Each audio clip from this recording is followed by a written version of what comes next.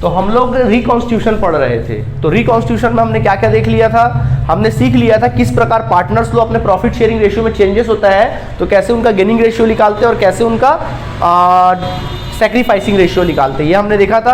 इसके अलावा हमने देखा था कि पार्टनर्स लोग के गुडविल को, भाई उनका जो प्रॉफिट शेयरिंग रेशियो में अगर चेंजेस आता तो कोई पार्टनर गेन करता है, कोई पार्टनर सैक्रिफाइस करता है, तो अपन जो गुडविल को अपन क्या करते हैं, कैलकुलेट मतलब उसको एडजस्ट करते हैं। तो गुडविल तो दो प्रकार का होता है, एक जो होता है अनगुडविल होता है, सेल्फ जनरेटेड गुडविल होता है, और दूसरा होता है हमारा कौन सा goodwill, purchase goodwill.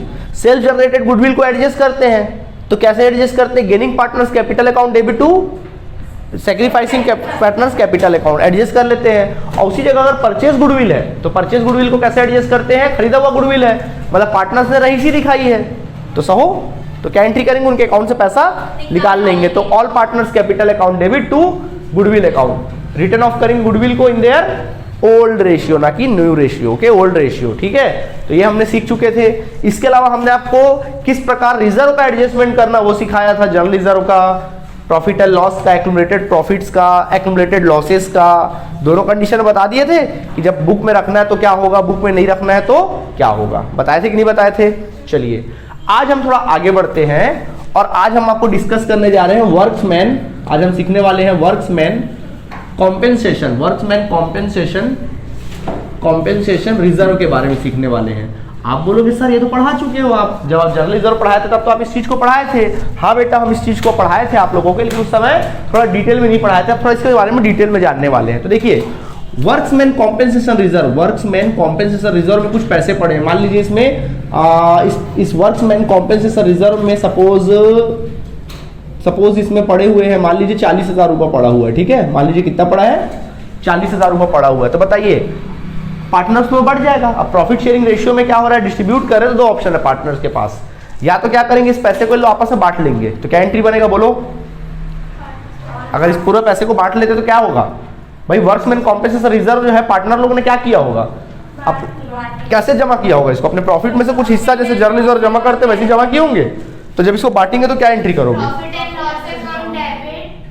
Shut up, गलत बोल रहे हो। वर्क्समैन कॉम्पेंसेशन रिजर्व है, रिजर्व को बांटेंगे ना, डिस्ट्रीब्यूट करेंगे आपस में, क्या एंट्री करोगे, हाँ, workmen compensation reserve account debit to all partners capital account, उनके अकाउंट में डाल नहीं दोगे। इसका बैलेंस कौन सा बैलेंस होता है, कुछ नहीं बोला तो कौन सा बैलेंस है, क्रेडिट बैलेंस है, इसमें से जब निकालोगे तो उसको डेबिट करना पड़ेगा। तो जनरली क्या एंट्री बनता है, workmen compensation reserve accounts debit to all partners capital account, to all partners capital account, या फिर करंट अकाउंट होता है, और किस रेशियो में इसको बांट देते हैं अपन लोग, ओल्ड रेशियो बांट देते कि नहीं बांट देते, एक बात ये होता है कि नहीं होता है, नॉर्मल होता है कि नहीं होता है। चलो जल्दी से लिखो इसको, पहला कंडीशन, ठीक है, पहला कंडीशन लिखो इसको जल्दी से, यही तो करते हो ना, हाँ हाँ बिल्कुल है, लिखिए जल्दी से, जल्दी नोट करिएगा।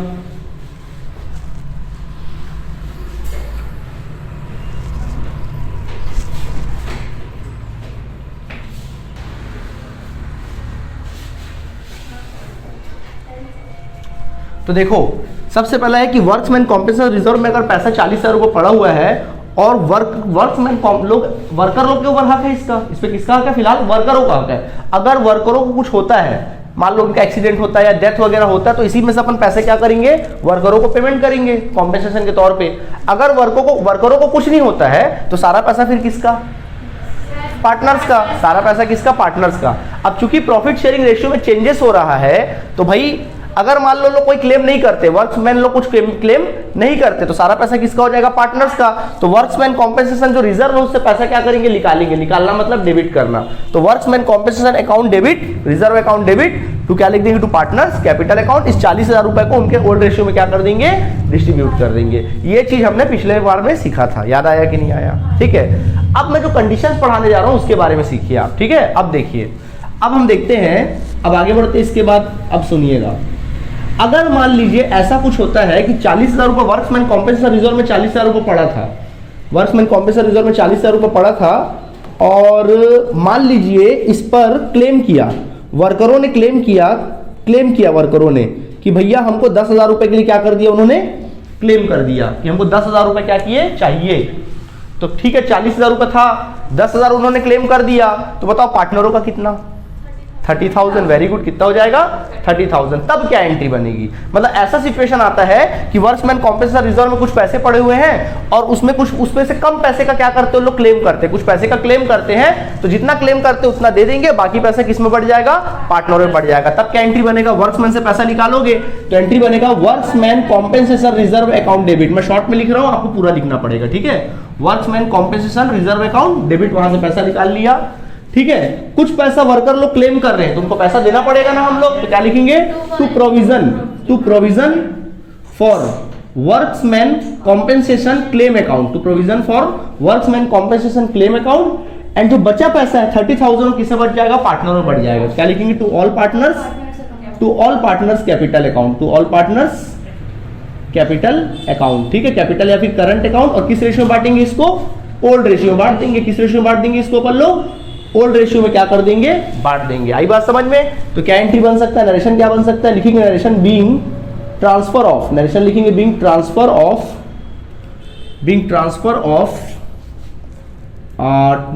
Of excess amount of workmen compensation reserve to partners capital account in their old ratio. In their क्या लिखेंगे अपन लोग, ओल्ड रेशियो। इसके ओल्ड रेशियो में क्या कर देंगे, इस बातों को क्या कर देंगे अपन लोग, ट्रांसफर कर देंगे। क्लियर हुआ बात की नहीं हुआ, ओके। क्या किया हमने, प्रोविजन का पैसा उनके अकाउंट में डाल दिया, यानी कि 10,000 रुपए को हमने उसके अकाउंट में डाल दिया, 40,000 रुपए निकाल लिया, फंड में कितना पड़ा था, 40,000 पड़ा था, हमने 10,000 रुपए उनके अकाउंट में ट्रांसफर कर दिया और बाकी जो 30,000 रुपए था उसको ओल्ड रेशियो में क्या कर दिया, बांट दिया। आई बात समझ में कि नहीं आई, आ गई बात समझ में, ठीक है। कुछ पूछना है यहाँ तक, जल्दी से नोट करो, फिर दूसरा कंडीशन बताता हूं। तो देखिए, तो यहां पर आप लोगों ने क्या सीखा, यही चीज हम बता रहे हैं कि अगर 40,000 रुपये पड़ा है, 40,000 रुपये फंड में है, तो यानी क्या किया हम लोगों ने, फंड में 40,000 रुपये पड़ा हुआ था, वर्करों ने क्लेम कितने के लिए किया, 10,000 के लिए। तो वर्करों ने जितना क्लेम किया तो उसको कहां डाल दिए, प्रोविजन में डाल दिए। उनको पैसा देना ना 10,000 रुपये, तो इसमें से 10,000 रुपये हमने कहां डाल दिया, प्रोविजन में डाल दिया। और बचा कितना पैसा, इसमें से 30,000 रुपये हमने किस में डाल दिया, वह पार्टनर लोगों के कैपिटल अकाउंट में डाल दिया। किस में डाल दिया, पार्टनर्स के कैपिटल अकाउंट में डाल दिया, उनके ओल्ड रेशियो में उनको पैसा क्या कर दिया, बांट दिया और अपने घर लेकर चलते बने। आई बात समझ में कि नहीं आई, ठीक है। उसी जगह ऐसा भी तो हो सकता है, ये तो एक चीज हो गया, ठीक है। एक कंडीशन ऐसा भी तो हो सकता है भाई कि मान लीजिए उनके वर्क्समैन कॉम्पेंसेशन रिजर्व में कितना पैसा जमा था, 40,000 जमा था, और उन्होंने क्लेम भी कितने के लिए कर डाला, 40,000 के लिए क्लेम कर डाला। तो अब क्या करें, तो हम क्या करेंगे, जितना 40,000 था, 40,000 वाला पैसा कहाँ जाएगा, प्रोविजन में चला जाएगा प्रोविजन में। किस में चला जाएगा, प्रोविजन में। और पार्टनर लोग के लिए कुछ बचा नहीं बचा, तो बताओ क्या एंट्री हो सकती है फिर ऐसे सिचुएशन में। वेरी गुड, क्या एंट्री हो सकता है, workmen compensation reserve account debit to partner लोग को कुछ मिलेगा ही नहीं, क्योंकि पार्टनर के लिए कुछ है ही नहीं। तो सीधा क्या हो जाएगा, ये वाली एंट्री हट जाएगी, क्योंकि भाई उनको पार्टनर कुछ मिलना ही नहीं, तो सारा का सारा पैसा कहाँ चला गया, क्लेम अकाउंट में चला गया। 40 का 40,000 कहाँ चला गया, क्लेम में। हाँ हो गया भाई, ठीक है, सारा का सारा पैसा चला गया क्लेम में, तो पार्टनर लोग को कुछ भी नहीं मिलेगा। नहीं हुआ बेचारे लोग को प्रॉफिट, अब तुम काहे उसके लिए दुख सह रही हो, तुमको काहे दुख लग रहा है। आया बात समझ में कि नहीं आया, नहीं आया समझ में, क्लियर हुआ। चलो ये भी कंडीशन को लिख लो, ठीक है। ये भी कंडीशन को याद रखना, अगर ऐसा सिचुएशन आता है तो क्या लिख सकते हैं, when claim of amount is equal to workmen compensation reserve amount, ठीक है।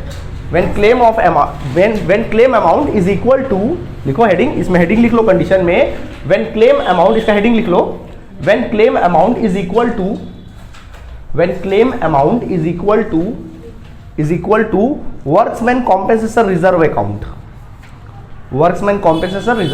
आई बात समझ में कि नहीं आई, ठीक है। अब नरेशन क्या लिखेंगे, नरेशन लिखेंगे being transfer of, upon narration लिखेंगे, फिर नरेशन भी थोड़ा क्या हो जाएगा, इसका बदल जाएगा। सारा का सारा पैसा कहाँ चला जा रहा है, प्रोविजन में चला जा रहा है, तो अपन क्या लिखेंगे, बीइंग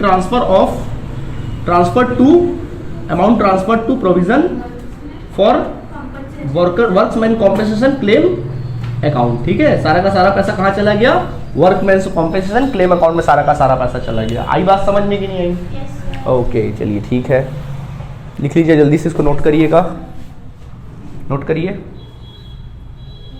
नोट करो ना।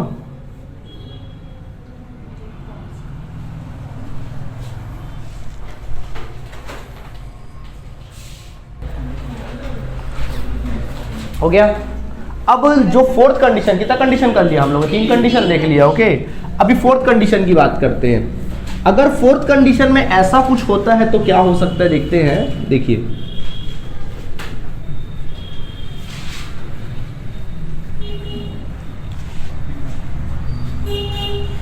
फोर्थ कंडीशन हमको कहता है, फोर्थ नंबर कंडीशन कहता है when claim amount is more than workman compensation reserve account. ठीक है, मतलब इस बार जो क्लेम अमाउंट होगा वो वर्कमैन कॉम्पेंसेशन रिजर्व में जितना पैसा पड़ा होगा ना उससे ज्यादा होगा, उससे अधिक होगा। जैसे कि मान लीजिए वर्कमैन कॉम्पेंसेशन रिजर्व में पड़ा हुआ है 40,000 रुपए, ठीक है, लेकिन जब क्लेम की बात आई तो उन्होंने क्लेम किया, वर्करों ने क्लेम कर दिया मान लो 60,000 रुपए के लिए। अरे बाप रे, अब क्या, अब बताओ क्या एंट्री हो सकता है।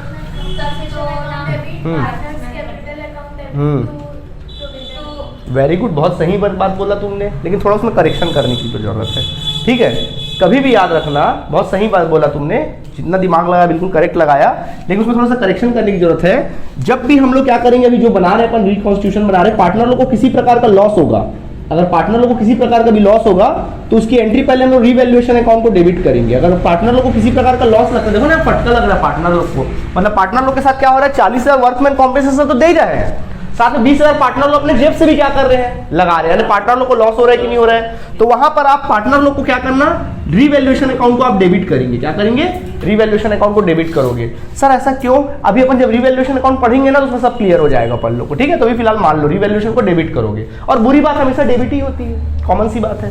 ठीक है, अच्छा अगर उसी जगह पार्टनर लोग को यहाँ प्रॉफिट होता है, ठीक है, मान लीजिए अगर प्रॉफिट होता है तो रीवैल्यूएशन को हमेशा हम लोग क्या करते हैं, क्रेडिट करते हैं, बट यहाँ पे तो अभी फिलहाल ऐसा कुछ दिखाई अपन को दे नहीं रहा है। ठीक है, और होगा भी नहीं, तो चलिए ठीक है। तो खैर यहाँ पे क्या कहानी था, अब क्या कहानी बताइए। तो 40,000 रुपए उसके फंड में पड़ा हुआ था, और वर्करों ने क्लेम कितने के लिए किया, 60,000 के लिए हमको क्लेम कर दिया, तो 40,000 तो मिल ही रहा है, तो एंट्री क्या बनेगा, workman compensation reserve account debit, मतलब 40,000 तो वहां से निकलेगा ही निकलेगा। ठीक है, उल्टा बेचारे 20,000 रुपए का फटका किसको लग गया, पार्टनरों को, तो क्या एंट्री बनेगा, revaluation account debit, revaluation account debit, revaluation account debit हो जाएगा। वो भी कितने रुपए से, 20,000 से, और ये सारा का सारा पैसा कहां डाल दिया जाएगा, provision for workman compensation claim account में चला जाएगा। आप लोग पूरा लिखेंगे वर्कमैन कॉम्पेंसेशन क्लेम अकाउंट। ठीक है, यानी कितना रुपए आ जाएगा, 60,000 रुपए क्या हो जाएगा, आ जाएगा। समझ आया कि नहीं आया। नरेशन क्या लिख सकते, नरेशन लिख सकते being amount transferred to claim, being amount transferred to provision for claim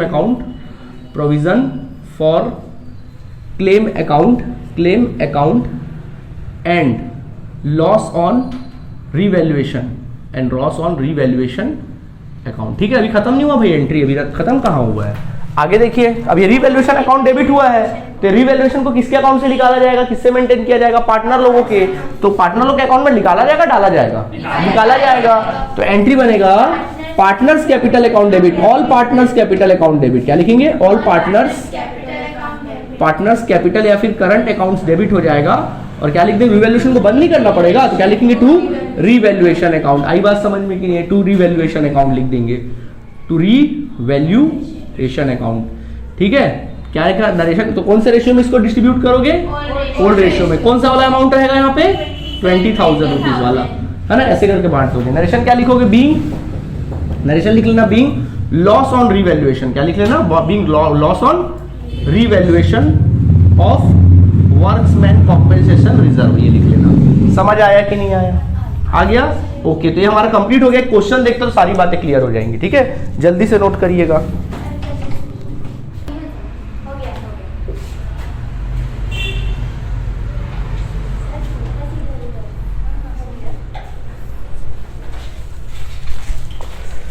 देखिए, इससे रिलेटेड अपन एक क्वेश्चन बताते हैं आप लोग को, तो क्लियर हो जाएगा आपको सारी बातें।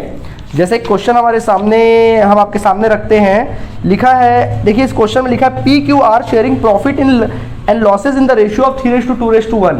बोल रहा है क्वेश्चन में कि 3 पार्टनर है। एक क्वेश्चन हम आपके सामने पेश कर रहे हैं, PQR एक पार्टनर है और उनका रेशियो जो है 3:2 क्या है, 1 है, यानी उनका जो ओल्ड रेशियो रहा वो क्या रहा 3:2:1 रहा। आगे बोलता है they decided to share future profit and losses in the ratio of 4:3:2। अब इनका जो न्यू रेशियो है वो क्या रहा है 4:3:2 इनका न्यू रेशियो है, ठीक है, होने दो। With effect from 1 April 2017 following is as an extract of their balance sheet as at 31 March 2017। उसका बैलेंस शीट में देखना है, बोल रहा है कि इसका बैलेंस शीट बना हुआ है, इसका बैलेंस शीट बना हुआ है और बैलेंस शीट में ये एसेट साइड और ये लायबिलिटी साइड है। लायबिलिटी साइड में वर्क्समैन कॉम्पेंसेशन रिजर्व है, मैं शॉर्ट में लिख रहा हूँ, आपका काम है पूरा लिखना। वर्क्समैन कॉम्पेंसेशन रिजर्व में 60,000 रुपए पड़ा हुआ है, फंड में कितना पड़ा है 60,000। बताओ इस 60,000 पे किसका हक है? फिलहाल वर्क्समैन कॉम्पेंसेशन वर्करों का हक है, वो तो नो डाउट वर्करों का हक है पहले, लेकिन अगर वर्करों के साथ ऐसा कुछ नहीं होता, कोई क्लेम नहीं करते वो लोग, तो फिर क्या होगा, सारा पैसा किसका, पार्टनर्स का होगा, ठीक है। अब देखिए कंडीशन वाइज इसको अपन सॉल्व करेंगे। सबसे पहला कंडीशन बोलता है केस 1, फर्स्ट ऑफ ऑल कहता है केस 1। केस 1 में हमको कहता है कि if there is no information about it, there is no information, there is no information, बस ठीक है, इतने तो लिखा हुआ, क्या लिखा है, नो इन्फॉर्मेशन, ठीक है, इसके लिए कोई इन्फॉर्मेशन नहीं है, मतलब कुछ बोले ही नहीं वर्क्समैन कॉम्पेंसेशन कितना क्लेम की उसके बारे में कोई इन्फॉर्मेशन नहीं है। नो इन्फॉर्मेशन अबाउट क्लेम, मतलब क्लेम के लिए कोई इन्फॉर्मेशन क्वेश्चन में क्या किया, आपको दिया नहीं है। अब बोलो क्या एंट्री करोगे ऐसा सिचुएशन, यानी एंट्री क्या करोगे, workmen compensation reserve account debit, short में लिख रहा हूँ, पूरा लिखेंगे आप लोग, workmen compensation reserve account debit to all partners, यानी कौन कौन पार्टनर है, टू पीस कैपिटल अकाउंट, बोलो,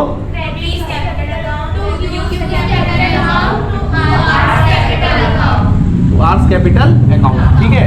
नरेशन क्या लिखेंगे, B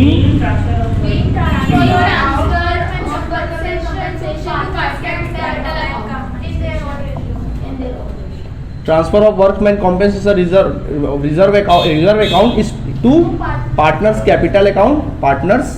capital account in their old ratio, और क्या है उनका ओल्ड रेशियो, हाँ, तो यानी कि 60,000 को किस रेशियो बांटोगे, 3:2:1 में बांट दो। चलो कितना आ जाएगा, पहले वाले का 30,000, दूसरे वाले का 20,000, तीसरे वाले का 10,000। आई बात समझ में कि नहीं आई, आ गया समझ में, ठीक है, आगे बढ़े नेक्स्ट। अब देखो अगला कहता है केस 2 कहता है if a claim on account of workman compensation is estimated of 24,000 rupees. बोल रहा है कि अगर केस 2 कहता है if amount of claim is rupees 24,000, अगर आपका अमाउंट ऑफ क्लेम जो है 24,000 रुपए होता है, तो देखो 60,000 रुपए फंड में पड़ा हुआ है, क्लेम कर रहे 24,000, तो बोलो पार्टनरों में कितना बटेगा, 46,000, जितना बचेगा उतना क्या हो जाएगा, बढ़ जाएगा, समझ आया। 46 कहाँ से आ जाएगा, 36,000 पार्टनर्स में क्या हो जाएगा, बढ़ जाएगा, ठीक है। एंट्री बोल सकते हो, चलो बोलो तो,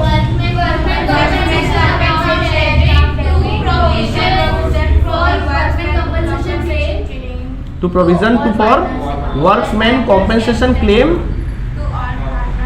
to all partners means to P's capital account ले लेंगे, फिर क्या लेंगे, to Q's capital account, to R's capital account, very good, ठीक है, to R's capital account ले लेंगे, ठीक है, ओके। चलो अमाउंट की बात करते हैं, वर्कमैन कॉम्पेंसेशन रिजर्व से कितना पैसा निकलेगा, नहीं कितना पैसा, 60,000 निकलेगा, प्रोविजन क्लेम में कितना जाएगा, और फिर बचा कितना 36,000 को डिस्ट्रीब्यूट कर दोगे, यानी टोटल कितना 36,000 को आप 3:2:1 में डिस्ट्रीब्यूट कर दो तीनों में। चलो बांटो कितना, अच्छा 18,000, 12,000 एंड देन बताओ 10,000 ना, 6,000, देख लेना कितना आ जाएगा, 6,000 आ जाएगा, ओके। नरेशन क्या लिख सकते हैं, बीइंग ट्रांसफर ऑफ, बिल्कुल, being transfer of excess amount of workmen compensation reserve to partners capital account in their old ratio, कितना आसान था, समझ आया कि नहीं आया, जल्दी से यहाँ तक नोट करिए, फिर और कंडीशंस देखते हैं।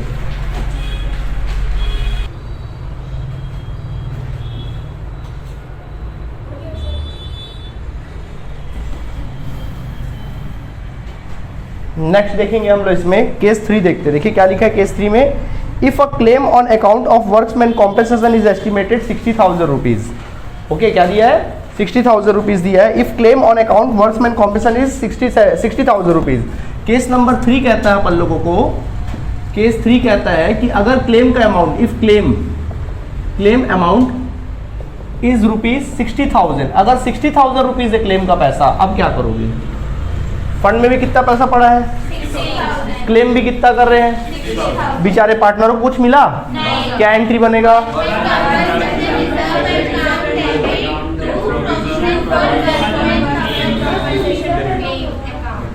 Provision for workmen compensation claim account. आई बात समझ में? कितना रुपए? 60,000 और 60,000 रुपए। समझ आया कि नहीं आया? नरेशन खुद से लिख लोगे, ठीक है? क्या लिखोगे? Being workmen compensation reserve transfer to workmen compensation claim account, ठीक है? ओके, अब केस 4 देख लेते हैं अपन। क्या देखेंगे? केस 4, बातें नहीं। केस 4 देखिए क्या लिखता है, if claim an account of workman compensation is estimated 75 rupees. अगर वो लोग क्लेम कर रहे हैं कितने रुपए के लिए? रुपीज 75,000 के लिए। देखो फंड में कितना पैसा पड़ा है और क्लेम कितने का आया, कितना एक्स्ट्रा आया, तो 15,000 उनको रिवैल्यूएशन से देना पड़ेगा। एंट्री बोलोगे? बोलो।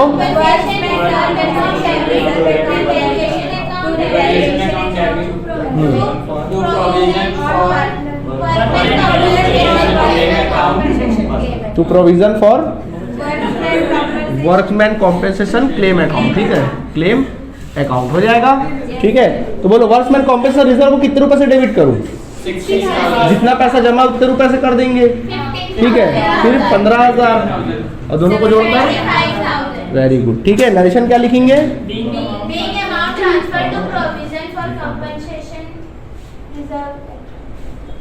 Transfer to provision for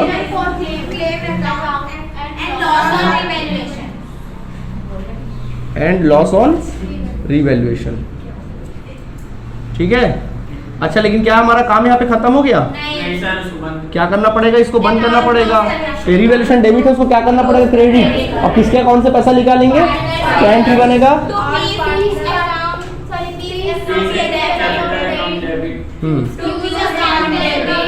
Q's capital account debit to R's capital account debit.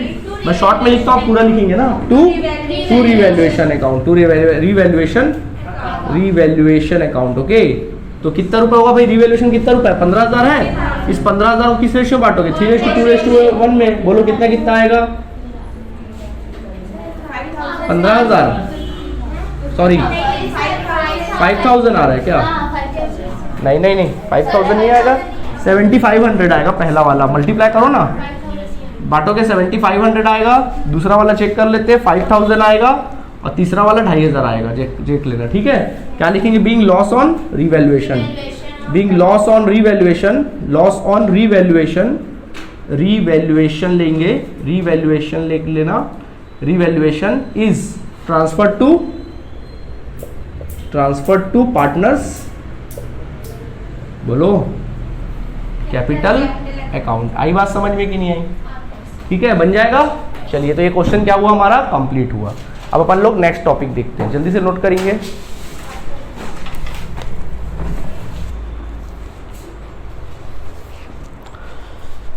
इसी तरीके से और एक एग्जांपल मैं आप लोगों को क्लियर करता हूं। एग्जांपल नंबर 27 देखेंगे, मतलब एग्जांपल मेरे बुक में एग्जांपल नंबर 27 है, बट अच्छा क्वेश्चन है, देखेंगे। कहता है कि एक कंप्लीट क्वेश्चन है ये, ठीक है? इसमें सारी बातें अपन को मिलेगी, जो पहले पढ़ चुके वो भी बातें होंगी, आगे जो भी पढ़े वो भी बातें होंगी। Meeta, Gopal and Farhan they are partner sharing profit and losses in the ratio of 3:2:1। बोल रहे हैं क्वेश्चन में कि मीता, गोपाल और फरहान तीनों पार्टनर्स थे। और कैसे पार्टनर्स थे?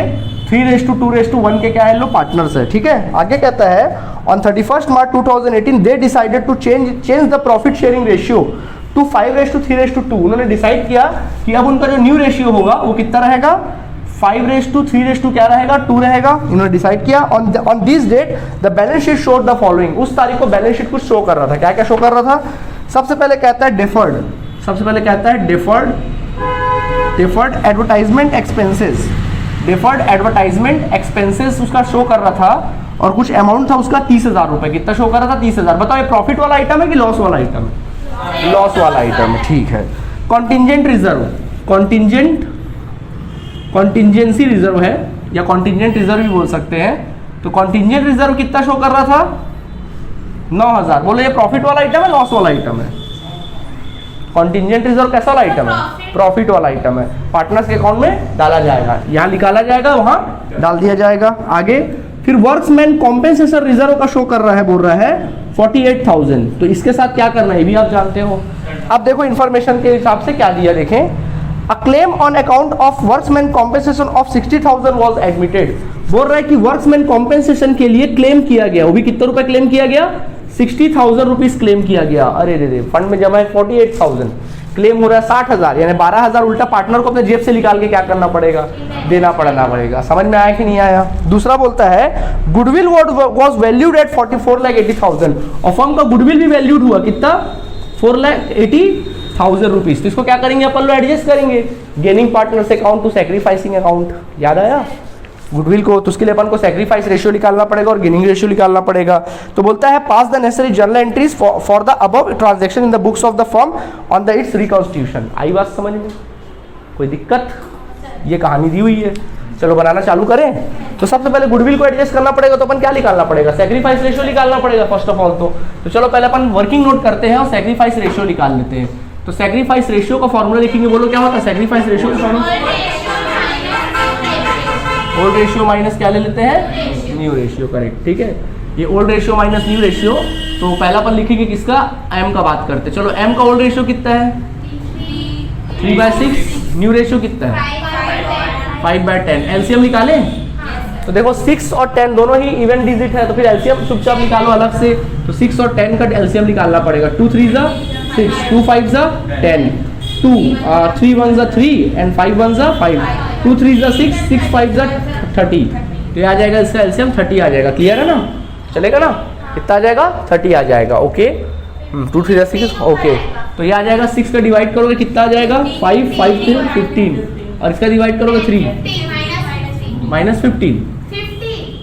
50 कहाँ से आ जाएगा? रुको, 10 हुआ, 10 3 आएगा ना, 3 5 जा 15, 50 कहाँ कर रहे हो? क्या आ गया? 0। तो ना तो ये सेक्रीफाइस किया ना तो गेन किया, मतलब ये तो बिल्कुल मीता जो है बिल्कुल क्या है? अलग है। ठीक है, अब बात आती किसकी?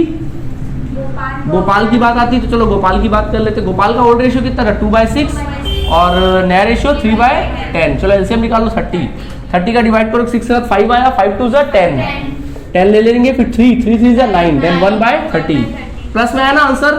क्या कर रहे हैं? सैक्रिफाइस। क्या कर रहे हैं? सैक्रिफाइस कर रहे हैं।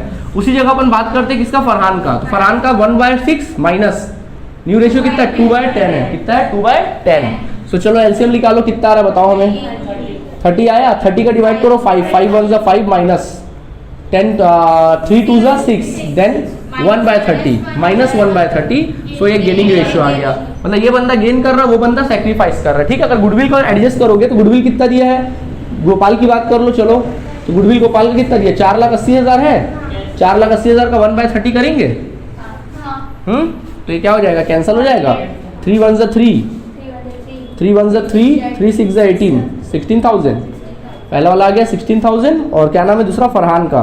तो 4,80,000 इंटू कितना करना पड़ेगा? 1/30। सो कितना आ जाएगा? ये भी 16,000। मतलब इसके अकाउंट से क्या होगा? मीता का अकाउंट कौन कर रहा है? सैक्रिफाइस कर रहा है, तो मतलब इसका अकाउंट क्या होगा? क्रेडिट, और इसका अकाउंट क्या होगा? डेबिट। तो जब एंट्री बनाएंगे तब एडजस्ट कर लेंगे। ठीक है, बोलो। ओके सॉरी, हाँ ये क्या कर रहा है? गेन कर रहा है। ओके, ये गेन कर रहा है। अगर ये क्या कर रहा है? गेन कर रहा है।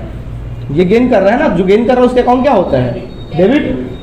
जो गेन करता है उसके अकाउंट डेबिट होता है ना भाई, ऐसा देगा ना वो। और जो सैक्रिफाइस कर रहा है उसके अकाउंट क्या होगा? क्रेडिट। आई बात समझ में कि नहीं आई? वही किया था क्या पहले भी है?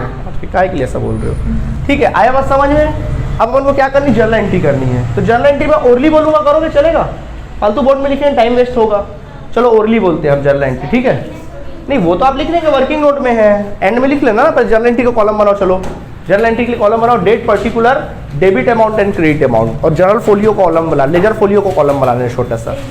जर्नल एंट्री का column, date particular, debit amount and credit amount. चलो जर्नल एंट्री कॉलम बनाओ, date particular, debit amount and credit amount. Come on जल्दी।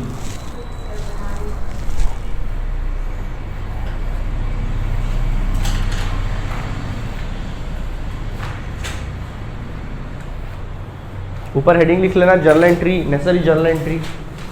ऊपर हेडिंग लिख लो necessary journal entry, necessary journal entry, necessary journal entry लिख लो जल्दी से। हो गया? ओके, नेसेसरी जर्नल एंट्री लिख लो। ठीक है, ये देखो क्वेश्चन को देखते जाओ और एंट्री बनाते जाओ। सबका ध्यान बोर्ड की तरफ। देखिए सबसे पहला बोल रहा है कि डेफर्ड एडवर्टाइजमेंट एक्सपेंसेस है, प्रॉफिट का आइटम है कि लॉस का आइटम है? लॉस का आइटम है, तो पार्टनर्स के अकाउंट से क्या करना पड़ेगा? निकालेंगे। तो क्या एंट्री बनेगा बोलो?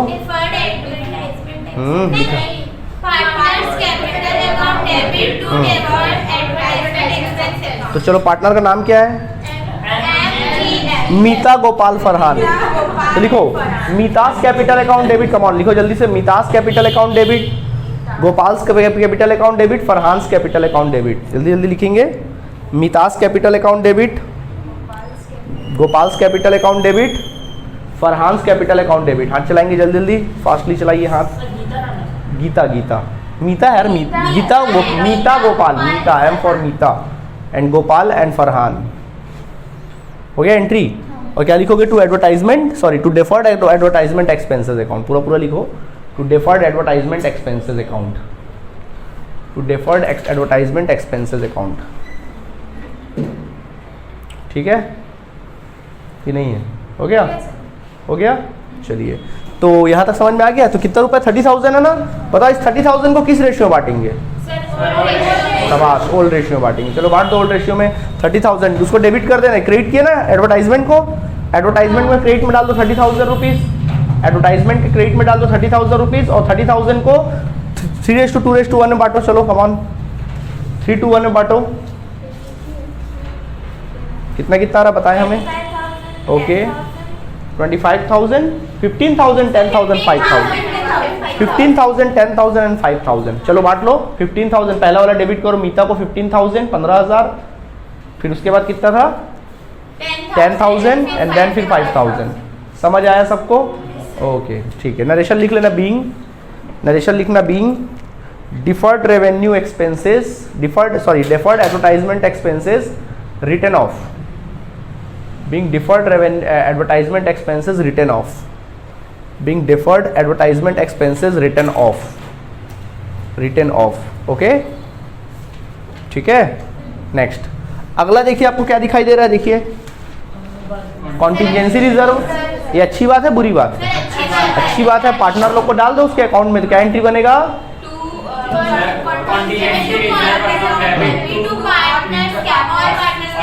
ओके चलो लिखिए एंट्री। हाँ जी, डेट जो आएगा 1 अप्रैल आएगा, डेट 1 अप्रैल रहेगा, क्योंकि 1 अप्रैल को चेंजेस कर रहे हैं ना लो, जो भी है।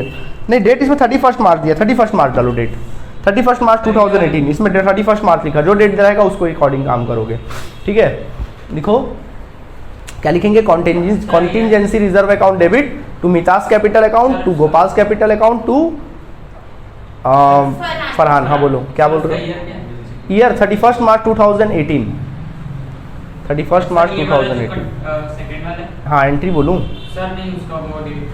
डेट वही सब में वही डेट रहेगा, सेम सब में डेट सेम रहेगा, एक ही डेट रहेगा। हो गया? अमाउंट है टोटल कितना था? 9,000 था ना? चलो बांटो उसको 9,000 को 3:2:1 में।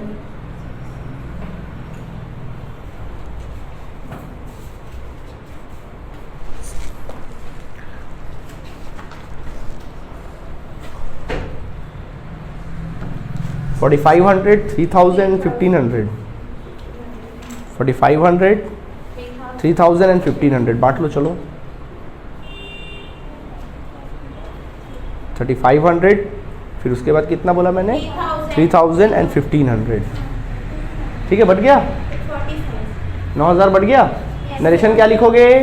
नरेशन लिखना being contingency reserve is transferred to partners capital account in their old ratio.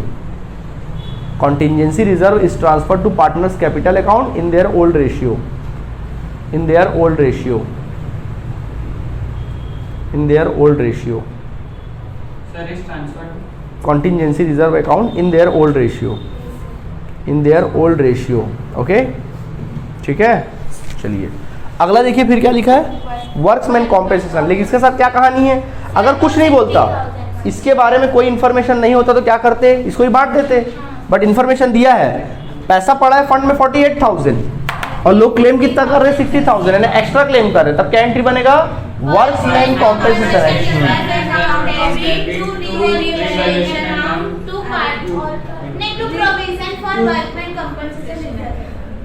Revaluation account debit, क्योंकि लॉस हो रहा है ना, to provision for compensation claim account. Amount कितना जाएगा, वर्क्समैन पे 48,000 लिख लेगा, ठीक है, और इसमें 12,000 जाएगा और इसमें फिर 60,000 चला जाएगा। समझ गए, चलो लिख लो जल्दी से, ठीक है, क्या हो गया, लिख लो।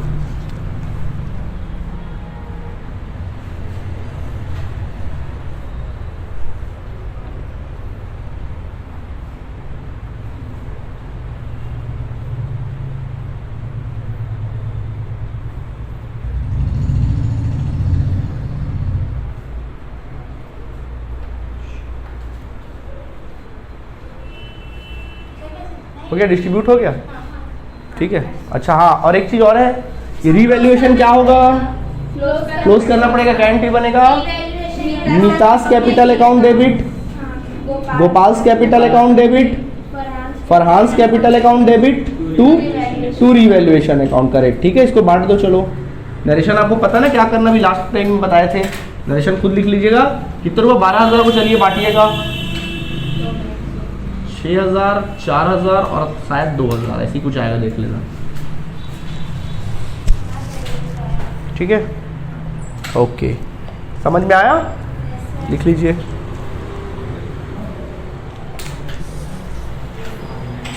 नोट करिए जल्दी से। और फाइनली क्या लिखोगे, गुडविल का एंट्री कर लोगे, गुडविल का क्या एंट्री करोगे,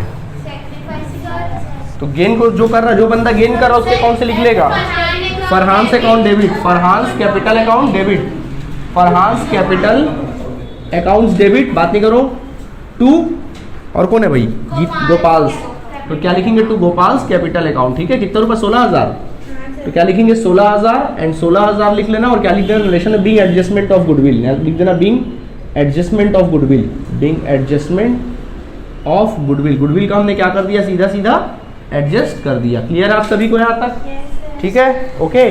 चलिए जल्दी से नोट करिए, फिर आगे बढ़ते हैं।